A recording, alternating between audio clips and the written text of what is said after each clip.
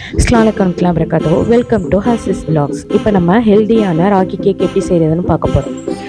அதுக்கு தேவையான பொருட்கள்லாம் நான் சொல்கிறேன். நம்மக்கிட்ட இருக்கிற ஏதாவது ஒரு கப்பில் 3/4 கப் அளவுக்கு கோதுமை குருணை எடுத்துக்கணும். அதுக்கப்புறம் 3/4 கப் அளவுக்கு சேமியா எடுத்துக்கணும். ராகி சேமியா தான் எடுத்துக்கணும். அதுக்கப்புறம் நம்மக்கிட்ட ஜவ்வரிசி இருந்துச்சு அப்படின்னாக்கா அதில் ஒரு 1/4 கப் அளவுக்கு எடுத்துக்கணும். கோதுமை குருணையும் ஜவ்வரிசியும் ஒன்றா ஊற வச்சிடணும். ஒரு 2 கப் தண்ணி வச்சு நம்ம ஊற வச்சிடலாம். அதுக்கப்புறம் கேவுரு சேமியாவையும் நம்ம 1 கப்பு தண்ணி ஊற்றி ஊற வச்சிடலாம். அதை நல்லா கிளறி விட்டுக்கணும். கிளறி விட்டுட்டு அதை ஒரு ஓரமாக மூடி போட்டு ஊற வச்சிடணும். அதுக்கப்புறம் கேவுரு சேமியாவையும் அதே போலவே நல்லா கிளறி விட்டுட்டு அதையும் ஒரு மூடியை போட்டு மூடி ஊற வச்சிடணும். கேவுரு சேமியா ஒரு 5 நிமிஷம் ஊற வச்சா போதும். கோதுமை குருணை ஒரு 1/2 hour ஊற வச்சா போதும். ஜவ்வரிசி நைலான் ஜவ்வரிசி எடுத்துக்கோங்க.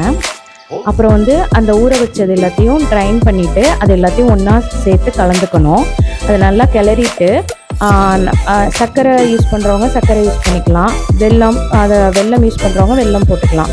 இல்லைன்னா நம்மகிட்ட இருக்கிற சீனியை நம்ம யூஸ் பண்ணிக்கலாம். அது ஒரு 4 கரண்டி போட்டு நல்லா கிளறிடணும்.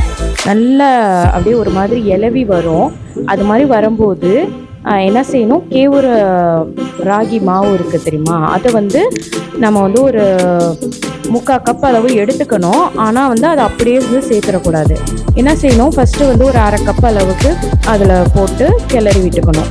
நல்லா கிளறிட்டு பார்க்கணும். அது இலவன பதமாகவே இருந்துச்சு அப்படின்னா இன்னும் கொஞ்சம் ராகி மாவு சேர்த்துக்கலாம். இல்லை கரெக்டான பதம் வந்துடுச்சு அப்படின்னாக்கா சேர்க்க தேவையில்லை.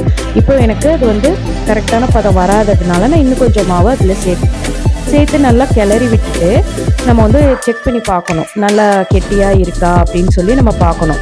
கொஞ்சம் வீட்டில் யூஸ் பண்ணுற பேக்கிங் சோடா வேணால் யூஸ் பண்ணிக்கலாம். அப்போ கொஞ்சம் பொசுன்னு வரும். இப்போ இட்லி சட்டியை நம்ம வச்சுட்டு அடுப்பில் வச்சுட்டு தண்ணி கொதித்து வர சமயத்தில் இந்த மாதிரி நம்ம இட்லி போடுற மாதிரியே நம்ம அதில் போட்டுட்டு நெய்யை மேலாக இது மாதிரி வச்சிடணும். வச்சுட்டு நம்ம மூடி போட்டு மூடி கொதிக்க விட்டுறணும். ஒரு 10 நிமிஷம் கொதிக்க விட்டோன்னா நல்லா வெந்து வந்துடும். இந்த மாதிரி தான் இருக்கும். இப்போ நம்ம ஒரு 5 மினிட்ஸ் சூடாக ஆற விட்டுட்டு அதை ஒரு பிளேட்டுக்கு மாற்றிட்டு அதை நம்ம சாப்பிட்டு பார்க்கலாம். இது என்னென்னா நல்லா ஹெல்த்தியாகவும் இருக்கும். நம்ம எந்தளவுக்கு சுகர் சேர்த்துக்கிறோமோ அந்தளவுக்கு நமக்கு ஸ்வீட்டாகவும் இருக்கும். அவ்வளவுதாங்க, சூடான ராகி கேக் இப்போ நமக்கு ரெடி ஆயிடுச்சுங்க. இப்போ நம்ம சாப்பிட்லாம்.